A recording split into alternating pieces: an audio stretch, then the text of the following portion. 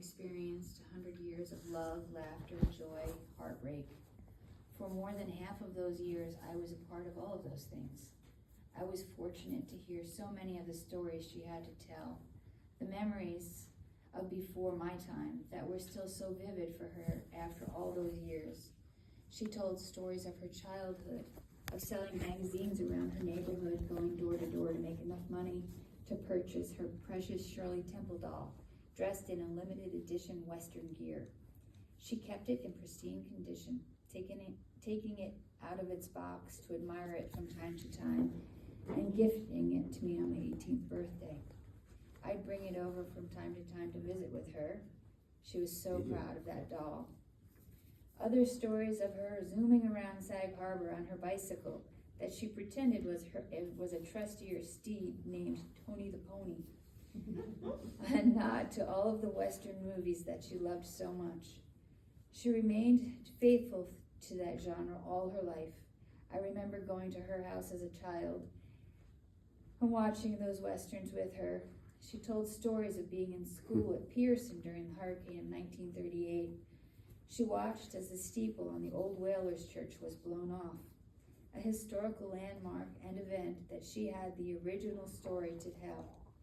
She told of her dad, my great-grandfather, walking to the school after the hurricane passed and guiding all the other children to their homes.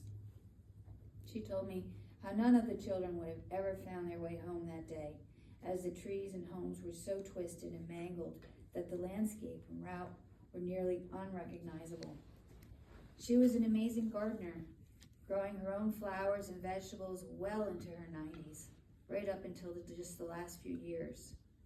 Going to our annual flower and vegetable trip to buy the season's plantings was a fun and cherished yearly event. She knew so much about each plant, how to properly care for them, and gave advice on how to do it better than anyone.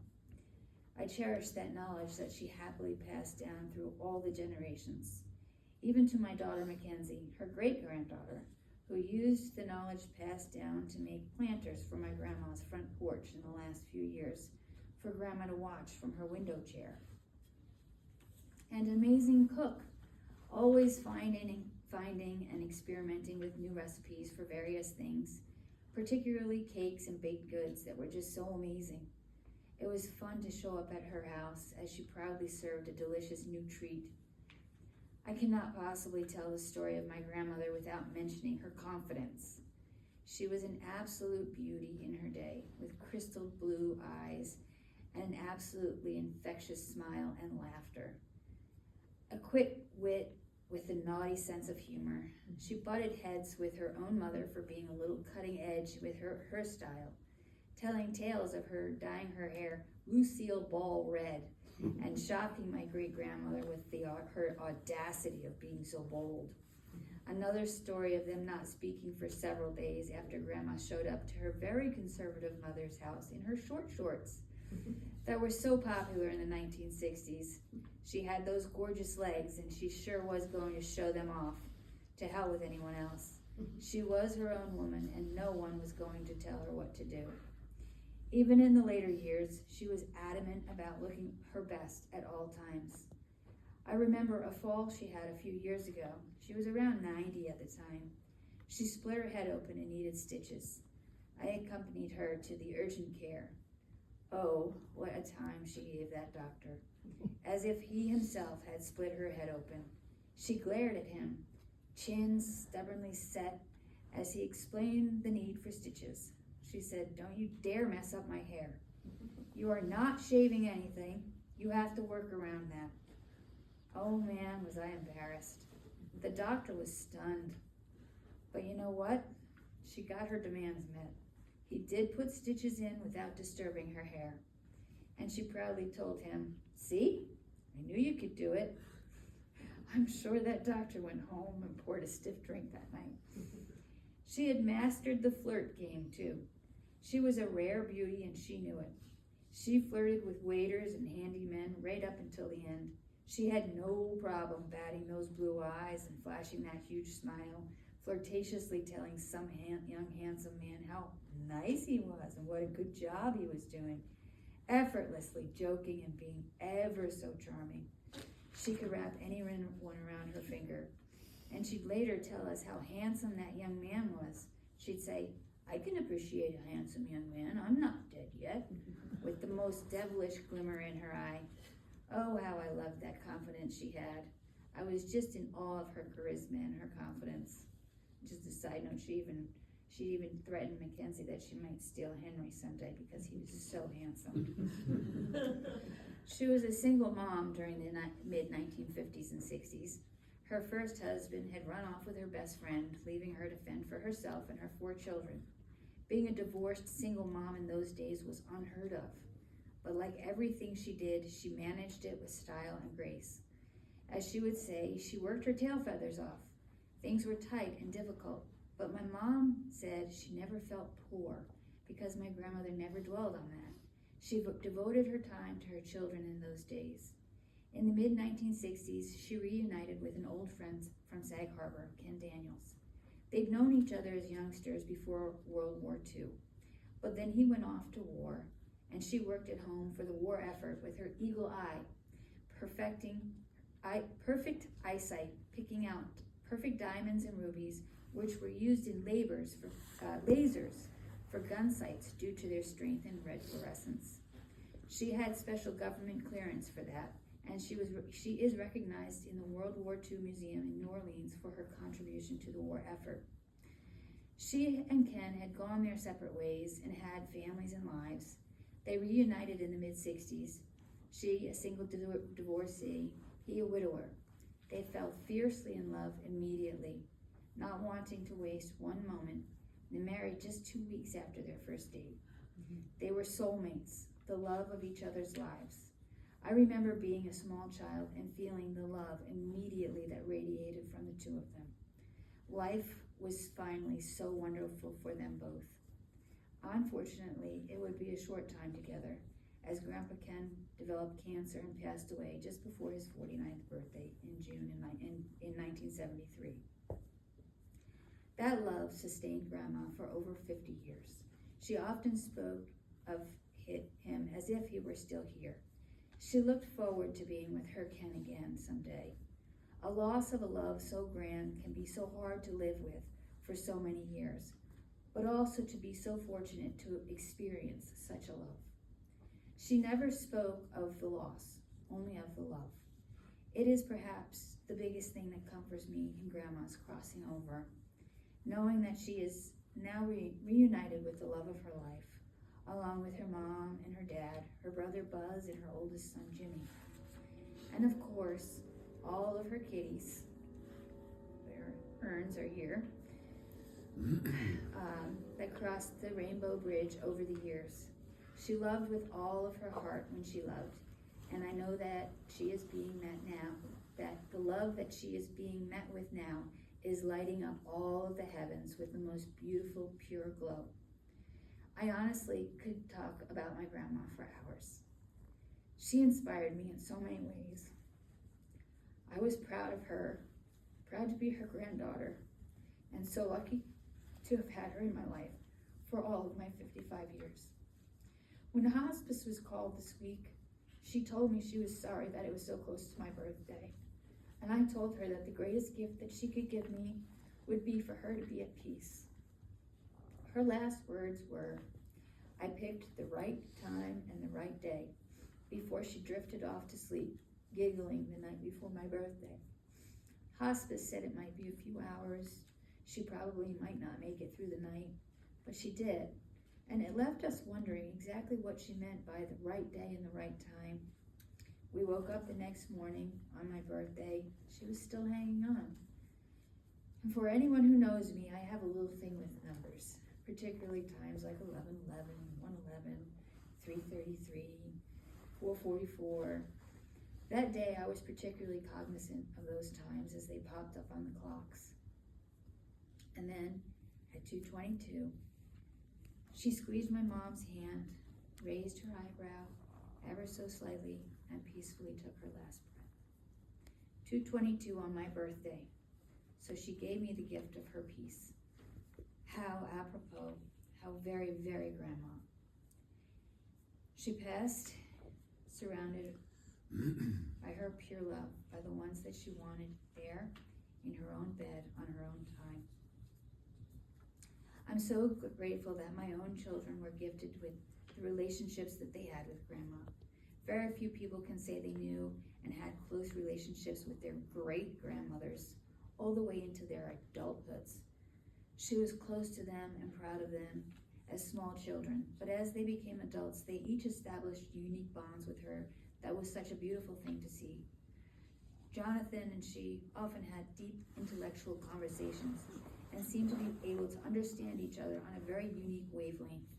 They bantered wit and wisdom and met each other's level of intelligence on things worldly and otherworldly. Mackenzie and Grandma were two peas in a pod, sharing that fierce March Aries personalities. Exactly 80 years and one day apart, but twinsies at heart. When Grandma was stubborn and didn't want to deal with any of the rest of us, Mackenzie would swoop in and say, "What's all this ridiculousness, Grandma?" And Grandma would instantly change her demeanor, melting into Mackenzie, and they both share a secret giggle of understanding.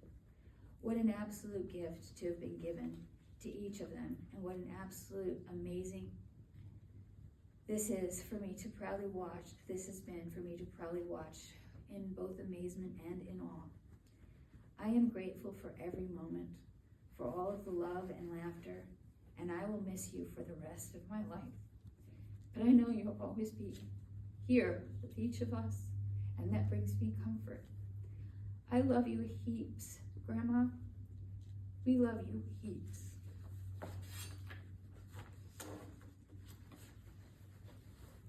Very nice.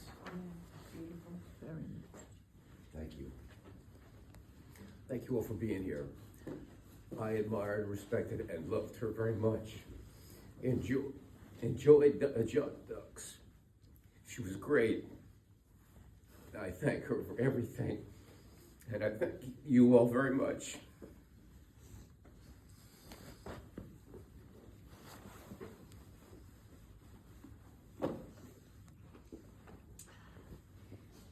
Mine's a little something.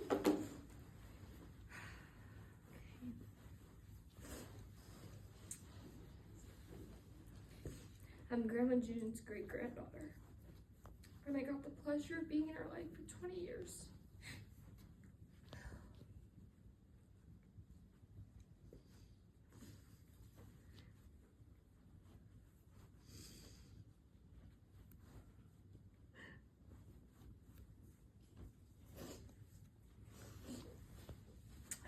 We're with you. We can do this.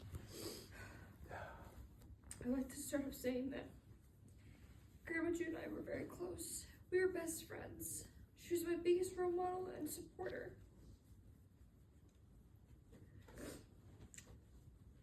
And she always made me the best person I could always be. The best version of myself. She taught me so many lessons that a lot of kids my age don't get the pleasure of learning. She told me multiple different stories about the Depression, World War II, and carving rubies and diamonds. She told me about her mom and the unique relationship she had.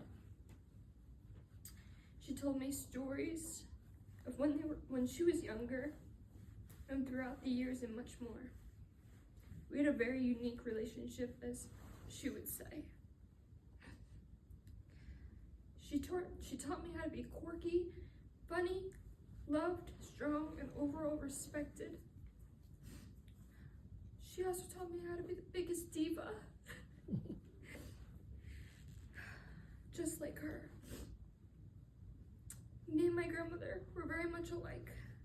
We had very similar personalities, head hard, stubbornness, sassy, and the biggest flirtation. She gave me all the best qualities, and many more. Me and my grandmother had a very special bond. We could sit there and talk for hours and just laugh and joke. I would like to share a little bit about the past year. When she broke her shoulder, I thought she was dying. I was told to prepare myself. I was told that this was the end, and that she was not going to recover from this. She was 99 and needed surgery for this because of how bad of a break it was, but they couldn't operate because of her age and other factors. She had to go to rehab, and she had to go to a rehab facility. I was told she wasn't gonna make it out. I couldn't believe what I was hearing. I couldn't resist, but not to give in. I couldn't let my mind take over and believe that my great-grandmother was dying. I just wouldn't allow it. My mind wouldn't allow it. I was too stubborn. I just knew that this was not how she was leaving us. It just didn't make sense to me. She was stronger than a broken shoulder. After all that she survived, I just couldn't imagine her leaving us like this. She eventually came home. She did physical therapy. She worked so hard. She had her ups and downs with the hospitals and doctors and nurses, but she got through it. About 3 months ago, she had a very bad infection in her feet called MRSA.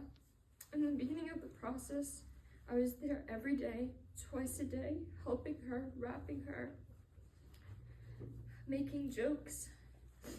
We had built a bond stronger than ever.